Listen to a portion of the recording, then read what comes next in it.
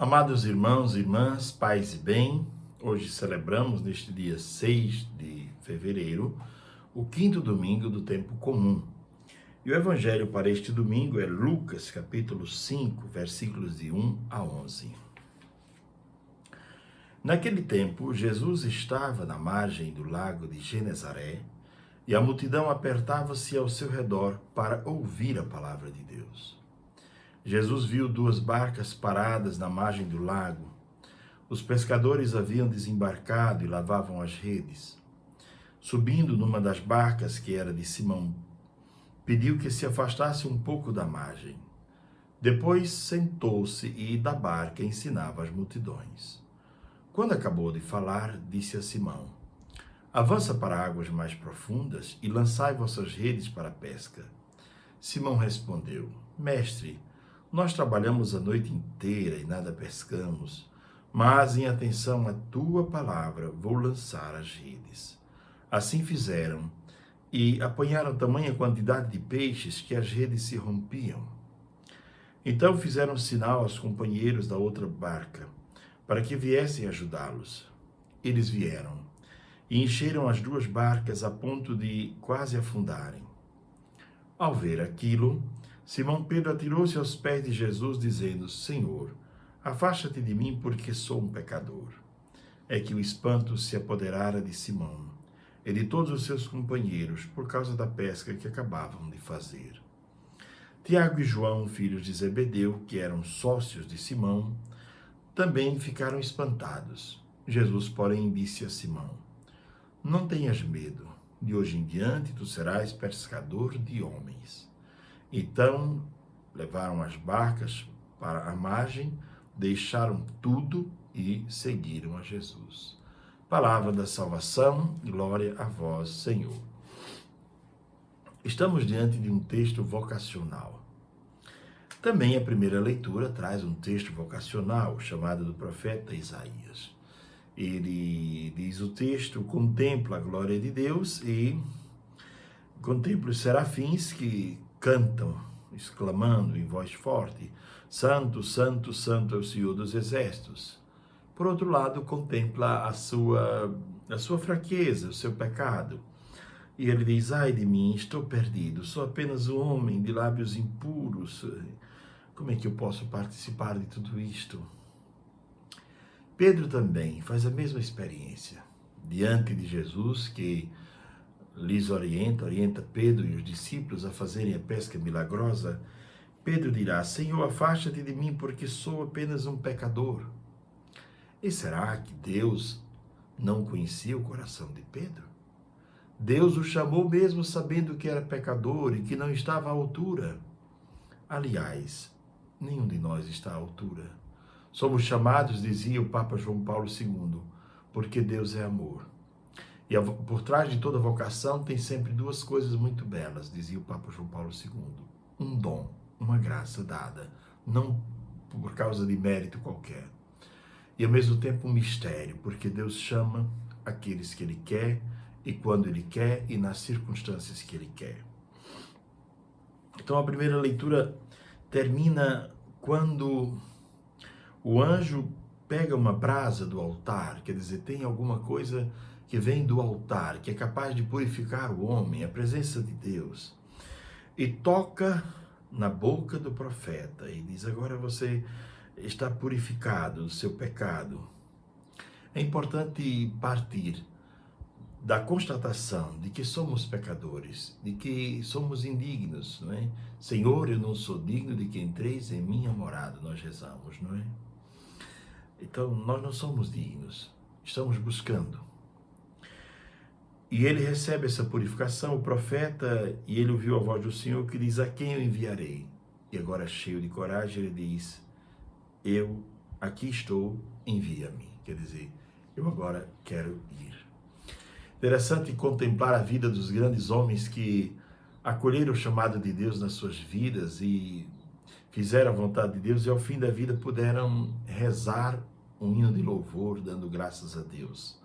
São João Bosco, por exemplo, na Capela do Sagrado Coração de Jesus, em Roma, na sacristia, já perto da morte, ele começou a chorar, num grande choro, num grande pranto.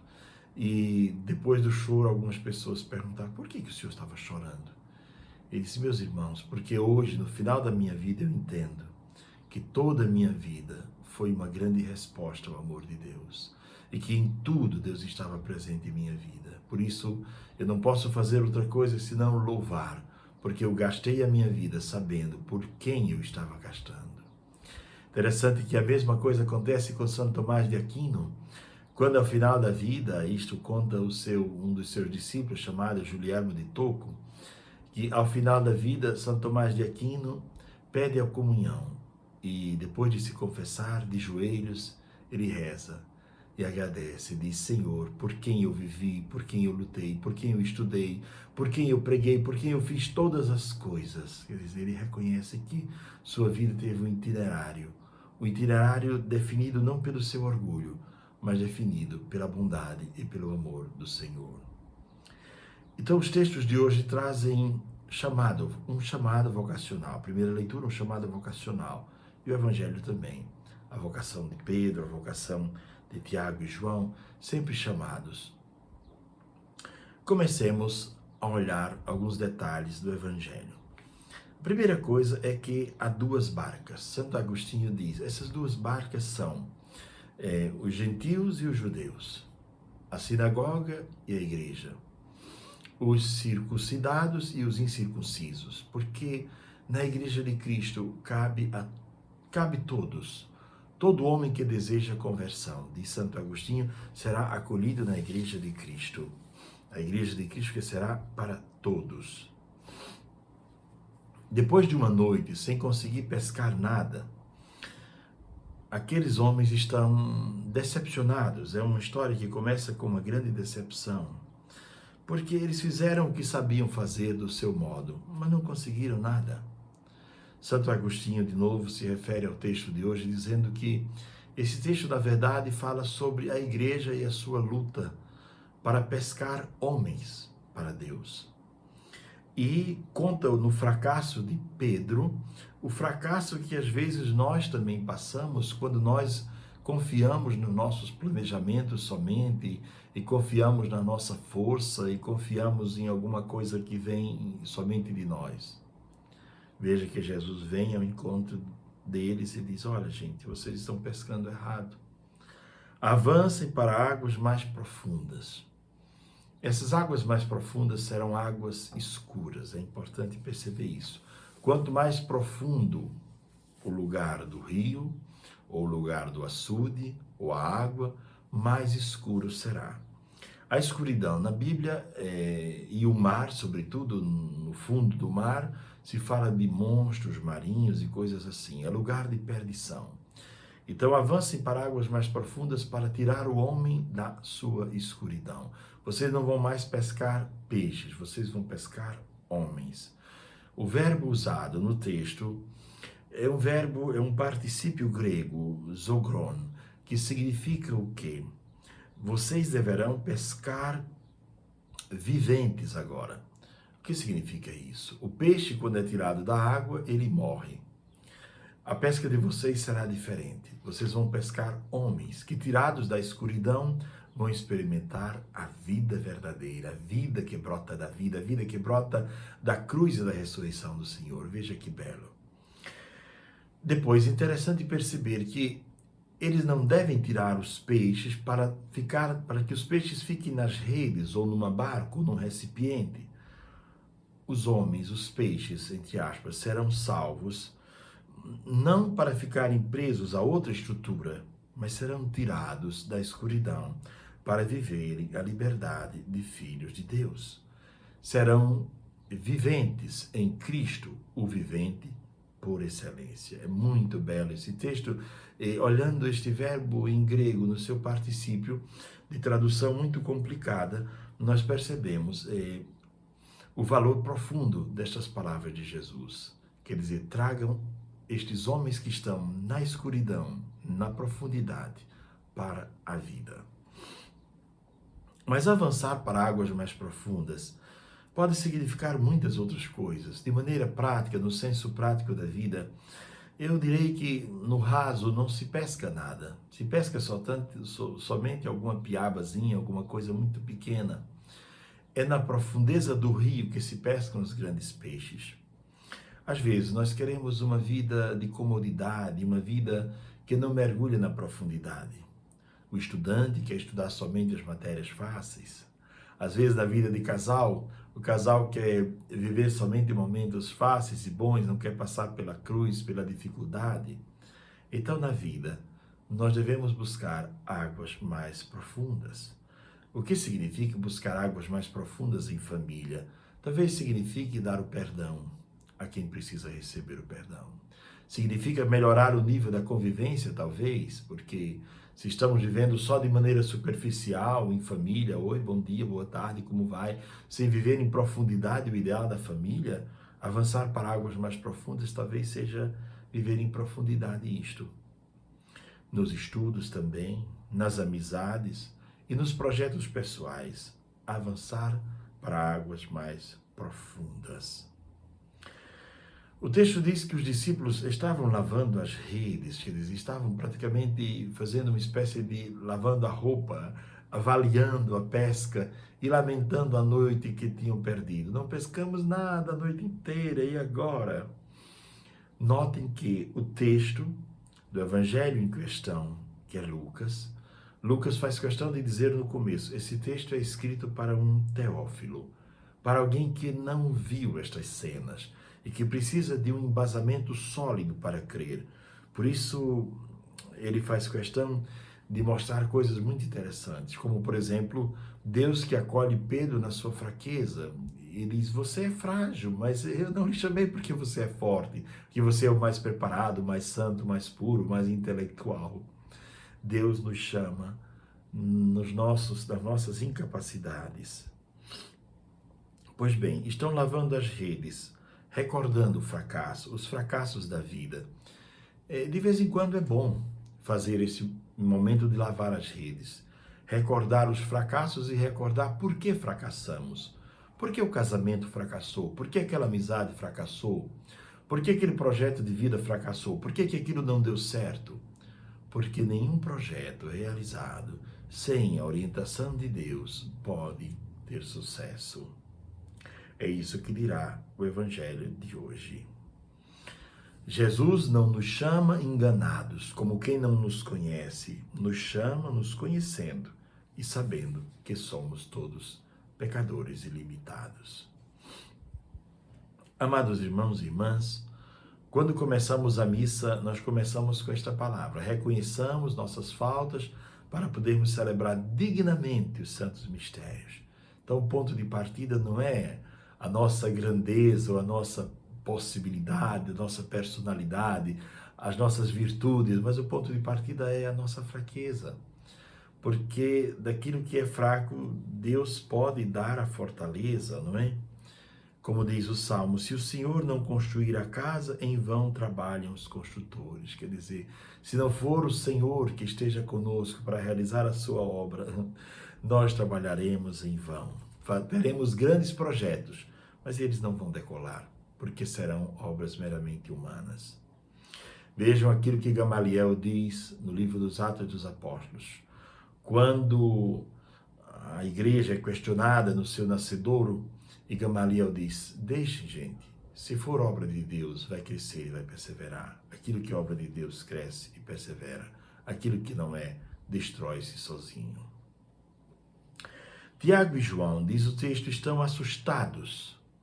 E é bom que tenhamos sempre este susto, né, diante da força e do poder de Deus. Não devemos nos acostumar.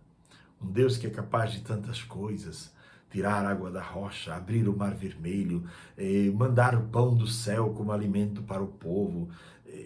É bom que fiquemos assustados. Deus é um mistério de amor.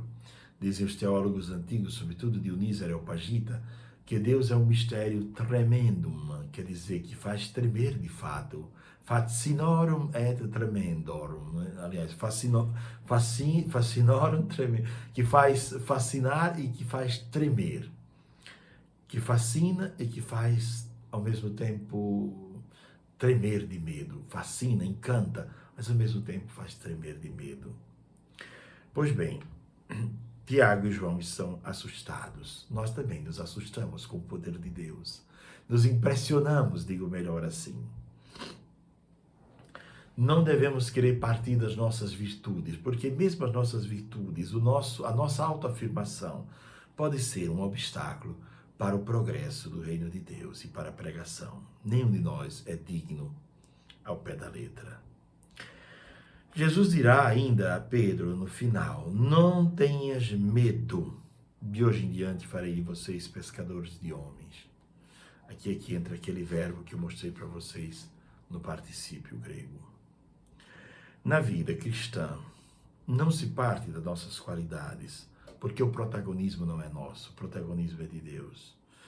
Nós podemos ser minimamente dignos, mas não seremos nunca à altura de fazer a obra de Deus. A obra de Deus será sempre dom e será ao mesmo tempo mistério. Amor gratuito, bondade. Abrir-se à grandeza de Deus. Saber que somos pequenos não diminui a nossa existência e não nos diminui diante dos outros. Assumir os nossos pecados, nossos erros, não nos diminui. Ao contrário, nos faz grandes. Dizia um grande bispo, que foi nosso bispo aqui da diocese, dizia assim: se fui pequeno ao lhe ofender, permita-me ser grande ao lhe pedir desculpas. Interessante. Às vezes somos pequenos, mas sabemos que em Deus poderemos ter atitudes de grandeza interior. Mesmo sendo pequenos, podemos ter atitude de grandeza interior.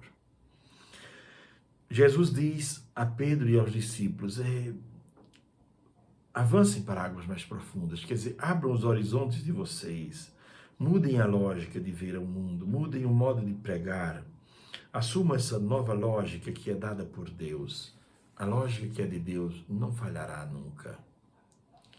Amados irmãos e irmãs, Deus entrega a Pedro e aos discípulos de novo uma rede. Esta rede é a palavra. Com a palavra, nós fascinamos o mundo e o mundo percebe, através da palavra, o amor de Deus, a beleza, e se encanta e vem ao encontro de Deus. O homem que está na região mais escura do lago, na escuridão, na sombra da morte, como diz o Evangelho de São Lucas, no Cântico Benedictus, né? Aqueles que viviam sentados na sombra da morte, agora são chamados para vir experimentar a vida em Cristo. Amados irmãos e irmãs, Deus não vê o nosso pecado e a nossa fraqueza como um empecilho, mas vê o nosso reconhecimento da nossa falta como um ponto de partida para que possamos ser instrumentos do seu amor. Guardemos hoje, dos textos que agora acabamos de proclamar, estas reflexões. Os textos de hoje são textos vocacionais. Eu gostaria de concluir com alguns pensamentos, ou um pensamento ou dois, dos santos padres da Igreja. Vamos começar por Santo Agostinho, que diz: a imagem da pesca é uma metáfora da obra realizada por Deus e relata como a Igreja atua em todos os seus momentos. Depois, São Máximo de Turim dirá: a Igreja é chamada a ir mar adentro, a ir cada vez mais profundo, a não pescar no raso, a não ficar em coisas periféricas, mas ir ou questionar o mundo de maneira mais profunda. Capturar peixes, diz Agostinho, Santo Agostinho, não é uma coisa fácil. Capturar homens é algo ainda mais difícil. Os homens estão fascinados pelo mar, e o mar aqui representa a escuridão. Há muita gente vivendo na escuridão porque estão fascinados pela vida lá. Mas é o Senhor que nos manda pescar, e pescar em águas mais profundas. Que possamos, neste domingo, pensar sobre isso. Todos nós somos chamados, desde o nosso nascimento, a uma vocação. Cada um de nós nasce acompanhado de um sonho de Deus, de um selo de Deus de amor. somos criados para viver este sonho de Deus, para viver este sonho do amor de Deus. Somos chamados para viver uma vocação. E quando nós dizemos não a esta vocação, nós nos frustramos. Seja a vocação para o matrimônio, seja a vocação para a vida sacerdotal, seja qual for o chamado de Deus. Na hora em que o homem descobre o chamado de Deus, a vida passa a ter um outro sabor. Desejo a todos um ótimo domingo, paz e bem. Abençoe-vos o Deus que é todo-poderoso, Pai, o Filho e o Espírito Santo. Amém. Tenham todos um ótimo domingo, paz e bem.